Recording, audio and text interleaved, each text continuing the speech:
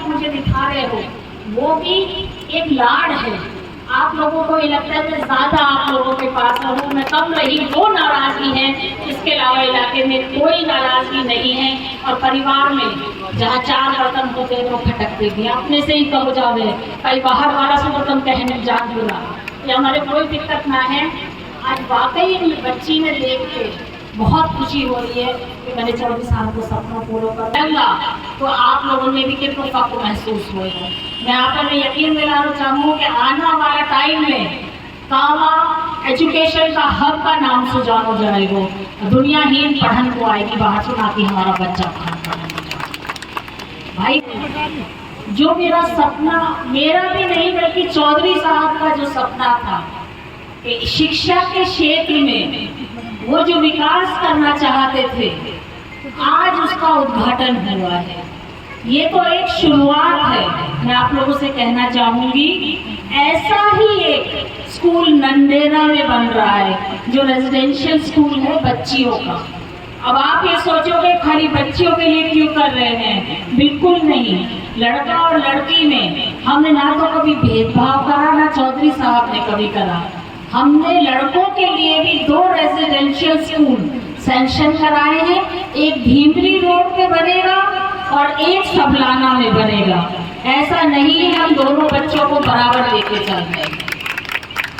और जिस दिन ये इदारे खड़े हो जाएंगे हमारे मेवात का नक्शा बदल जाएगा, बच्चों की तकदीर बदल जाएगी। मैंने 3 कस्तूरबा रेजिडेंशियल स्कूल सैंक्शन कराए हैं, 2 पहाड़ी में, एक समसलका में, एक कठौल में और एक मैंने बिलग में करवाया है। ये 3 करवाए हैं। एक गर्ल्स कॉलेज करवाया है मैंने कामा में, एक एग्रीकल्चर कॉलेज करवाया है और 2 कॉलेज हमने, एक कामा पहाड़ी में, एक का तो हम शायद कल ही उद्घाटन करेंगे कामा वाले का, और पहाड़ी वाला अभी है में। तो इतना काम मैं आपको एक उसमें बता रही हूँ। आप ये मानिए मेरे ख्याल से 7-8 बिल्डिंग हो गई इतनी बड़ी बड़ी। अपने आप ही एजुकेशन के लिए ना हमें अलवर जाने की जरूरत पड़ेगी, ना आपको कहीं भरतपुर जाने की जरूरत पड़ेगी। हमने माइनॉरिटी के रेजिडेंशियल हॉस्टल भी बनवाए हैं, लड़के और लड़कियों के कामा में भी और पहाड़ी में भी, जिसका पहाड़ी वाले का शायद आज हम यहाँ कल उद्घाटन करेंगे। तो पढ़ाई के ऊपर जहाँ तक बात है, मेरा पूरी तरीके से ये रहा कि हम चाहे कच्ची सड़कों पे चल देंगे, लेकिन पढ़ाई को पहले हम मजबूत करें। इसलिए थोड़ा उड़ाना आप लोगों का मेरे तरफ है कि हमारी सड़क ना बनवाई, सीसी रोड ना बनवाई। वाकई हमारे को मैं आप लोगों से माफ़ी चाहूँ और आपको रीज़न भी बता दूँ। असली रीज़न यूँ हो कि अगर हम पढ़ जाएंगे तो हमारी नस्ल सुधर जाएगी। मैंने ज़्यादा जोर पढ़ाई पे दिया। मैंने 50 के करीब अंग्रेजी मीडियम कराया, जो आदरणीय अशोक गहलोत साहब की भी सोच ही कि गरीब को बच्चा इन प्राइवेट स्कूलों में जाके ना पढ़ सके। भाई वो गरीब का खाना का लाला पड़ा रहा, वो कहाँ से अंग्रेजी मीडियम में पढ़ाएगा। आने वाली नस्ल में आप लोगों को चले वो टाइम में कि जो विकास है अभी ना ठीक तो एक ही इदारा बनो है, चाहे आप देख जाओ, आप सोच के देखो जगह जगह जब आप ऐसा मिलेंगा तो आप लोगों में भी कितना फख्र महसूस होगा। मैं आप पर यकीन दिलाना चाहूँ कि आने वाला टाइम में कामा एजुकेशन का हब का नाम से जाना जाएगा। दुनियाहीन पढ़न को आएगी बाहर सुना कि हमारा बच्चा भाई कुछ दिन का कच्चा में चल रहे हो, अगली टर्म में यह करवा देंगे। मैं जब एजुकेशन मिनिस्टर बनाई ही बाद मैं तो सोची सीएम साहब ने कहा सोचो, लेकिन जब हमने बैठ के काम करना शुरू करो तब वाकई लगी कि मैं सीएम साहब से हर टाइम जब भी कोई बात करेगी एजुकेशन की ही वासु डिमांड करेगी। पिछली बार भी जब मैं पहली बार एमएलए बनी 2 कॉलेज किया सीएम साहब ने, जो रिकॉर्ड की बात है। और बहुत दुख हो जैसे ही बीजेपी आई वाले सबसे पहला काम हमारा कॉलेज बंद करना है।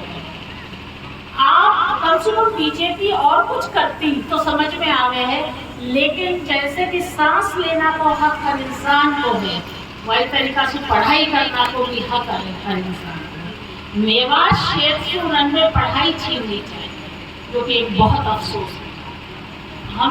मैं आप से यही कहना चाहूँ, जैसे कि मेरे सामने अभी डिमांड रखी, तो जो यहाँ के ठेकेदार हैं उनसे मैं ज़रूर कहना चाहूँगी और बीएमओ से कहना चाहूँगी, डिस्ट्रिक्ट माइनॉरिटी ऑफिसर से, वो सुनिश्चित करें कि 1 हफ्ते के अंदर इसका भरत हो जाना चाहिए और जैसी मिट्टी गांव वाले कह रहे हैं उसी से होना चाहिए। मैडम ये निश्चित करके आप मुझे बताएंगी। और जो रसोई का काम है उसमें फ्रेश वेजिटेबल्स आनी चाहिए, नहीं तो उसको नोटिस दीजिए, उसको हटाइए, दूसरा टेंडर करिए। वो वोट लड़ने आए, उनका स्वागत है, लेकिन हमारे यहाँ पे आके बच्चों को बीमार ना करें। और जहाँ तक बोरिंग की बात है, उन्होंने अभी मुझे बताया जैसे कि डॉक्टर साहब ने कि बोरिंग सीधे हाथ पे कर दिया, अगर इसको उल्टे हाथ पे करते तो मीठा पानी। तो मेरे ख्याल से उनके पास तो बजट नहीं होगा। ये मैं करती हूँ कि ये बहुत जल्दी मैक्सिमम 15 दिन में आपका बोरिंग हो जाए।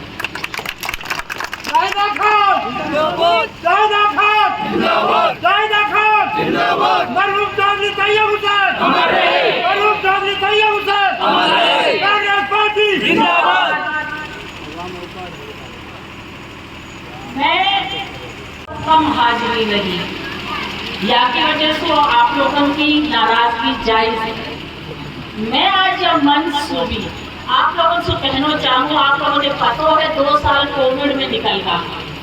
वाटाइम तो इंसान से दूर भग रहा हो, लेकिन हमने वाटाइम पे भी छिड़काव कराया हो, सैनिटाइजर पहुंचाया, साबुन पहुंचाई कि सफाई रखे। मैं खुद कामा रेजिडेंस पे रही ही, फील्ड में भी मैंने एक दिन पूरा ही इलाका में पुलिस की गाड़ी में बैठ के अनाउंसमेंट करी ही कि जागरूक बचाव हो सके कोविड से। और हमारी सरकार का आदरणीय अशोक गहलोत साहब का बहुत शुक्रगुजार रहा कि उन्होंने हमको कई तरीका की कोई कमी ना आन दी। उन्होंने हमारी पूरा ही राजस्थान की मदद करी और कोई भूखो ना सोने दी, जैसे उन्होंने सबको रिक्वेस्ट की। तो वहाँ मैं जनीश जी की भी बहुत आप लोगों की तरफ से अपनी तरफ से कहना चाहूँगी शुक्रिया कि मैंने मंशा जाहिर करी, लेकिन नेट वगैरह में ज़्यादा चलावा तो कहाँ से ये मिल सके है सैनिटाइजर या की खोज इन्होंने करी। हमने मास्क करी, वही सारी खोज में जनीश जी ने मेरी जितनी मदद करी। ये यहाँ पे शायद डॉक्टर के शर्मा भी मौजूद होंगे, वो इस चीज़ के गवाह हैं। जब आप कौन से गांव में जा रहे थे, जो रहरी में नूही के कोविड को एक मरीज मिलो है, इनको मिलन को आयो लोग, मैडम मैं जा रहा हो तो मुझे लगी आप इतना काम कर रही हो तो एक बार आपसे मिल के जाऊँगे। दिल में बहुत दुख होकर मैंने ऑर्डर भी कर दिया, पैसा भी दे दिया, फिर भी हमारा PPE वगैरह ना है। लेकिन अल्लाह की कुदरत है कि आप जो चीज़ दिल से सोचो और वो पूरी हो जाए। ये निकलना वाला 5 मिनट पहले तुरंत माल आ गो हो और ये अपना स्टाफ के साथ PPE किट पहन के गया है। तो मैं अल्लाह को बहुत शुक्रिया अदा करूँ कि वाकई ये बात सही भी है कि जब दिल से कई चीज़ें चाहो तो अल्लाह मदद करे। मैं आपसे यह चीज़ें कहना चाह रही थी कि वाकई मेरी गैर हाजिरी की तो मैं आप लोगों से माफ़ी चाहूँ, लेकिन मैं इलाका की बेहतरी के बारे में आप लोगों से रही थी। कहीं को अगर मैं हीन बैठी रहती तो ये जो किताब छपी है ना, या कि आधी भी ना छपवाती, ना हम इन कामों में करते। लेकिन अगर आप लोग कहोगा अगली बार, मैं तो भाई तुम्हारे पीछे नहीं बैठी रहूँगी, वो कहीं जाना कि या सो अच्छा रहा घर की रोटी मिले तब से बतला लेना, आराम से रहा धक्का खान का इंतजाम। और कुछ बच्चे, मैं उनको नादान कहूँगी क्या कहूँ, मुझे ये समझ में नहीं आ रहा, ऐसी भाषा का इस्तेमाल करते हैं कि जो आदमी को कम से कम नहीं करना चाहिए। मैं उनसे उम्र में भी बड़ी हूँ, औहदे में भी बड़ी हूँ। उनके माँ बाप ने मैं पूछना चाहूँगी कि यही शिक्षा दी है कि अपने से बड़ों को गाली देते बोलो, बदतमीजी से बोलो, विरोध करो, बिल्कुल जायज़ बात है। अगर हम गलत हो, वो इतने दिल से इतने सवाल पूछ रहे थे, मैं उससे मीडिया ने कई बार कांटेक्ट करने की कोशिश करी। मैंने सबसे कहा कि नहीं, अभी सही वक्त नहीं है, सही वक्त आने पे मैं बताऊंगी। आज मैं बता रही हूँ कि आज इन कामों की फहरिस्त आप लोग देख लें और उनको जो कहते हैं उससे मिलान कर लीजिए। अगर ज्यादा ना मिले तो आप उससे कहिए। आदमी कहने को झूठ कुछ भी कह दे, लेकिन सच्चाई अपने आप बोलती है। आदमी तो धरातल पे रहकर बिल्कुल विरोध करे, लेकिन विरोध भी एक तरीके का रहता है, एक दायरे में रहता है। उसको दायरे को इंसान को नहीं भूलना चाहिए। तो मैं तो आप लोगों से यही कहना चाहूँगी कि आप लोग कांग्रेस के सिपाही हो, हमारे परिवार के सदस्य हो, और जो नाराजगी भी आप मुझे दिखा रहे हो वो भी एक लाड है। आप लोगों को ये लगता है कि ज़्यादा आप लोगों के पास हूँ, मैं कम रही, वो नाराज़गी है। इसके अलावा इलाके में कोई नाराज़गी नहीं है। और परिवार में जहाँ 4 बर्तन होते हैं वो खटकते भी, अपने से ही कहो जावे, कई बाहर वाला से तो तुम कहने जान बोला, ये हमारे कोई दिक्कत ना है। आज वाकई बच्ची में देख के बहुत खुशी हो रही है कि मैंने 24 साल को सपना पूरा करो। इंशाअल्लाह ऐसा ही इदारा और ज़्यादा बनूंगा। बहुत बहुत शुक्रिया।